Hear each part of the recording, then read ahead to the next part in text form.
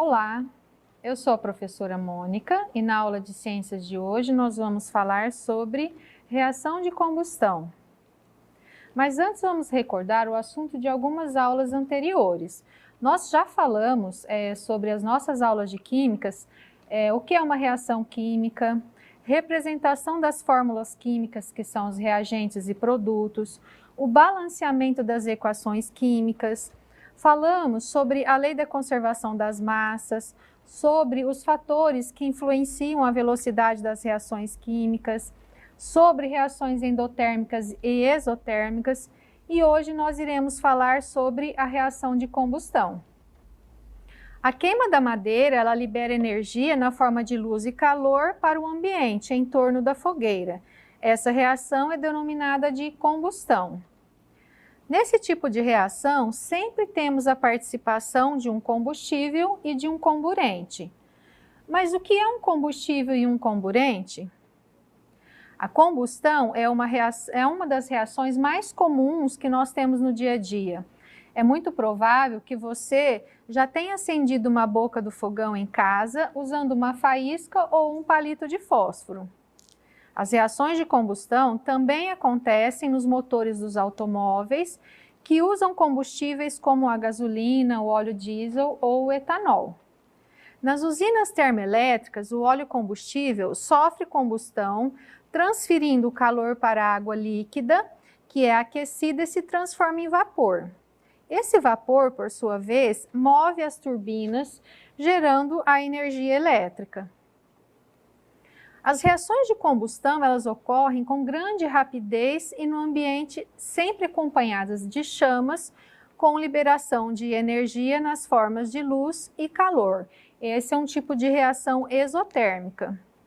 Nas reações de combustão, temos dois participantes, uma substância que queima, denominada combustível, e uma que mantém a combustão, que é denominada de comburente. Os combustíveis, eles podem ser sólidos, líquidos ou gasosos. Como exemplo de combustível sólidos, nós temos a madeira e o carvão. Os líquidos, nós temos a gasolina, o querosene, o óleo diesel e o etanol. Já os combustíveis gasosos, nós temos o GNV, que é o gás natural veicular, e o GLP, que é o gás liquefeito do petróleo. Já o comburente é o gás presente no ar, que é o oxigênio. Para que a combustão ocorra, nós temos que ter ao mesmo tempo o combustível, o comburente e uma fonte de ignição. Aqui na imagem ao lado, nós temos o triângulo do fogo. Então, nesse triângulo do fogo, nós temos esses três componentes. A quantidade mínima de oxigênio presente para que haja uma combustão seria em torno de 13%. Essa energia inicial, que a gente chama de fonte de ignição, é qualquer forma de calor, de faísca, uma chama, que dá o início, né, à reação de combustão. Mas isso só acontece na participação dos três elementos conjuntos. Para a gente extinguir o fogo, né, basta que a gente consiga retirar um desses três elementos. Então, quando o bombeiro ele vai apagar um incêndio, geralmente, dependendo do material que está sendo queimado, ele vai jogar água. Então, a água ela vai servir para tirar o calor ali daquela reação. Também pode ser usado areia ou espuma química, que no caso vai servir como abafamento, né? Vai impedir o contato do oxigênio, do ar, com o material que está sendo queimado, que é o combustível. Então, existem várias formas, né, de extinguir um incêndio. Basta que você saiba, né, qual o material que está, o combustível que está sendo queimado ali naquela situação. Aqui nós temos um exemplo de como é importante, né, é essencial a participação do gás oxigênio na reação de combustão. Aqui nesse exemplo nós temos a parafina, que é o combustível da vela, que é a própria vela, acesa. Essa vela acesa, a gente vai colocar um copo sobre ela. Dentro desse copo existe uma quantidade pequena de gás oxigênio e a chama da vela ela vai consumir, né, essa quantidade de oxigênio e quando ela consumir todo ele, a chama simplesmente vai se apagar. Então, isso prova que o oxigênio é um elemento essencial para a reação da combustão. Agora nós vamos falar sobre os tipos de combustíveis. Eles podem ser renováveis ou não renováveis. Como exemplo de combustíveis não renováveis, eles são os derivados do petróleo, que é uma substância de origem fóssil, formada há milhões de anos em condições ambientais especiais. Por isso, ele é considerado uma fonte esgotável e não renovável. Os combustíveis mais utilizados são os derivados do petróleo, que são a gasolina, o querosene, o óleo diesel, entre outros. Também temos o carvão mineral e o xisto betuminoso. Todos eles são considerados combustíveis fósseis. Aqui nós temos o carvão mineral ou o carvão vegetal. Qual será a diferença entre eles? Então vamos ver. Então, o carvão mineral, o mais comum é a hulha, que é uma fonte não renovável porque ele é de origem fóssil. Ele é utilizado como combustível para produzir energia elétrica em usinas termoelétricas e como matéria-prima nas usinas siderúrgicas para produzir o aço, que é uma liga de ferro e carbono. Já o carvão vegetal é uma fonte renovável, obtido pela carbonização da madeira, que pode ser utilizada também como medicamento fitoterápico, em lareiras para o aquecimento e em churrasqueiras, entre outros. Aqui sobre os meios de transporte. Então, a gasolina e o óleo diesel são os combustíveis utilizados principalmente para o transporte terrestre. Em navios ou usinas termoelétricas, o combustível mais utilizado é o óleo combustível. Todos os combustíveis fósseis, eles apresentam em sua constituição várias impurezas, entre elas o enxofre. Este, ao ser queimado, ele produz uma substância liberada na atmosfera que, combinados com a água da chuva, pode originar a chuva ácida, intensificando aí também o aquecimento global. Uma alternativa para evitar esse sério problema ambiental é utilizar o combustível obtido de fontes renováveis, conhecidos como os biocombustíveis. Aqui nós temos a composição dos combustíveis veiculares, usados no dia a dia. Então, o etanol hidratado, que é o primeiro aqui na escala, o etanol hidratado, ele é de origem da cana-de-açúcar, ele é utilizado em veículos leves, como motos e carros, na proporção de 95% de etanol com 4,9% de água. Já a gasolina é de origem do petróleo, utilizadas em veículos leves, como motos e carros, na proporção de 80% de gasolina com 20% de etanol anidro.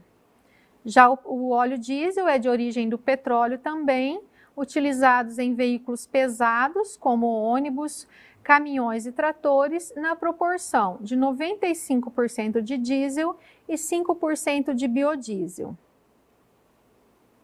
Agora vamos falar um pouquinho sobre os biocombustíveis, que é uma fonte de combustível renovável.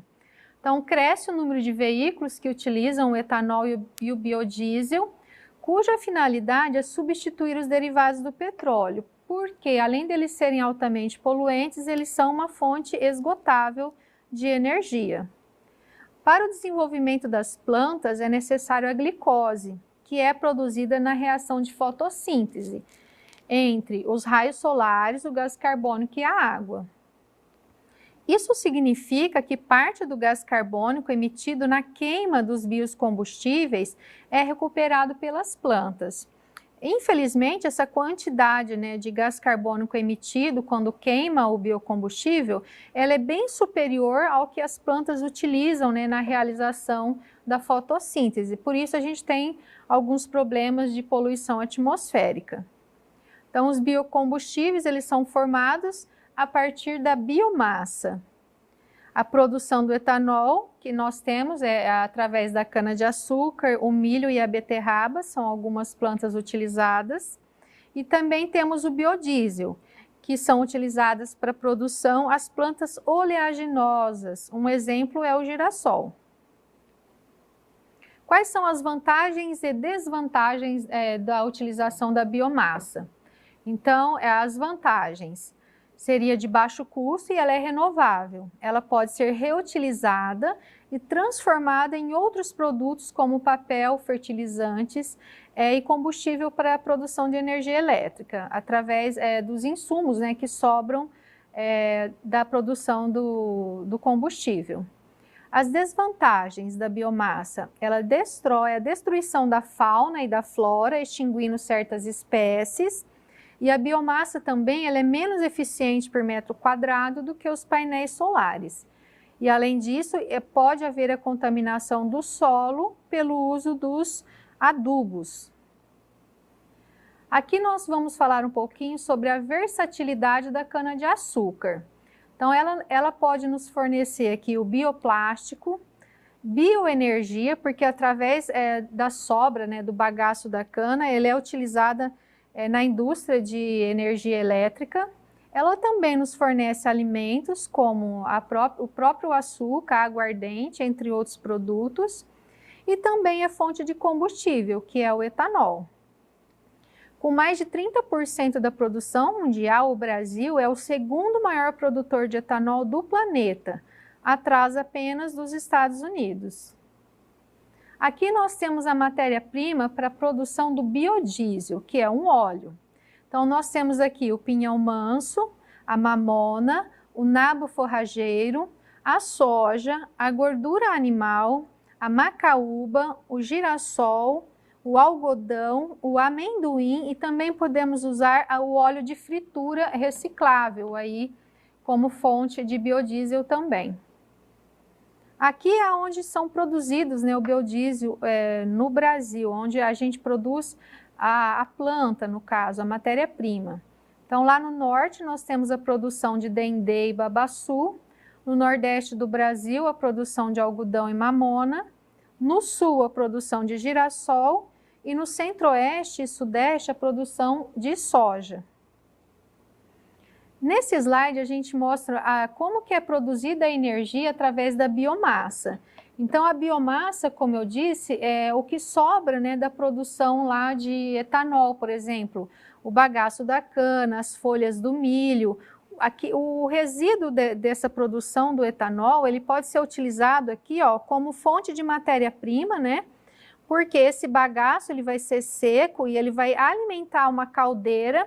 Essa caldeira, ela tem água dentro, então o calor vai transformar a água líquida em vapor de água e esse vapor, né, vai percorrer aqui as tubulações e vai girar uma turbina, que é no caso, o gerador elétrico, que vai produzir, no caso, a energia elétrica. A produção de energia elétrica nas usinas de álcool, por exemplo, elas conseguem abastecer a própria usina e também, às vezes, vende essa energia elétrica para as cidades mais próximas. Aqui nós temos a produção do biogás, que também pode ser usado na produção de energia elétrica e também como gás natural veicular. No caso aqui do biogás, é utilizado, né, os excrementos de animais, ou os insumos, né? Então aqui, como mostra o slide, esse material orgânico, ele passa por uma higienização, depois da higienização ele segue para um equipamento onde vai ocorrer a fermentação e a produção do gás. Esse gás ele vai ser purificado e depois ele vai ser distribuído. Ou ele é distribuído para a produção de energia elétrica ou ele é distribuído para o uso de automóveis, né, e veículos, como gás natural veicular. Agora a gente vai falar um pouquinho sobre a reação de combustão, a fórmula química. Nós já falamos um pouco sobre esse tipo de reação nas nossas aulas anteriores, mas a combustão ela pode ser completa ou incompleta. Quando a combustão é completa, que é a reação de um combustível qualquer, né, que nós já falamos vários, aqui no caso a gente tem o metanol, a reação do metanol com o gás oxigênio. Se for uma combustão completa, ela vai resultar em gás carbônico e água. Quando a gente tem uma combustão incompleta, pode ser desse combustível ou de outro, nós vamos ter como resultado ou o monóxido de carbono ou a fuligem, que é o que sobra, que fica caindo, né, no solo, que a gente, visivelmente, aquela cinza que a gente vê. Então, a cinza vai ser o resultado, o carbono no final da reação e o vapor de água. E aqui nós temos o monóxido de carbono mais o vapor de água. Enfim, toda reação de combustão, ela vai ter como produto final, se ela for uma combustão completa, o dióxido de carbono ou o que a gente conhece como gás carbônico. Aqui nós temos outras reações de outros combustíveis, né? Como eu disse, resumindo, todas têm como resultado final a produção do gás carbônico. E agora a gente vai falar um pouquinho sobre a chuva ácida. Então, que é uma das consequências da emissão dos gases poluentes na atmosfera. Então, na chuva na fumaça, aliás, que sai dos veículos, há o óxido de enxofre e o de nitrogênio, que vai formar a chuva ácida. Esses compostos, eles reagem com as gotículas de água na atmosfera, formando o ácido sulfúrico e o ácido nítrico. Além dos carros, no entanto, a poluição ela também pode vir das usinas termoelétricas ou de outras usinas que usam combustíveis fósseis, como o carvão, por exemplo. Que também podem vir de refinarias, indústrias de celulose, todas elas, quando lançada uma fumaça na atmosfera, vai gerar uma chuva ácida. Um outro fator que pode acontecer, como a gente já falou numa aula anterior, é a formação do efeito estufa. Então, o excesso de gás carbônico eliminado na atmosfera pelos carros, indústrias e outras formas, eles acabam intensificando aí a camada de gás carbônico e provocando vários efeitos no planeta, como, por exemplo, o aumento da temperatura global no planeta, que faz com que derreta, né, o gelo, a calota de gelo, e essa elevação, provocando no caso, né, esse derretimento das calotas polares, elas provocam aqui a elevação do nível do mar, que consequentemente aumenta as chuvas e tempestades e efeitos como tsunamis, e também provoca o desequilíbrio, né, dos solos através da chuva ácida, aumentando aí o pH do solo, e também provoca o desequilíbrio nos oceanos através do derretimento do gelo, né, como se ele estivesse diluindo os sais minerais presentes no mar. Então, esses aqui são alguns dos efeitos, né, causados pela poluição atmosférica. E a nossa aula de hoje ela vai ficando por aqui. Eu gostaria que vocês refletissem um pouco como a gente pode, né, diminuir a poluição atmosférica. Nós vimos vários tipos de combustíveis, mas será que a gente pode ter um outro, né? Quem sabe, né? Então vamos refletir sobre isso. Desejo a vocês bons estudos e nos vemos na nossa próxima aula.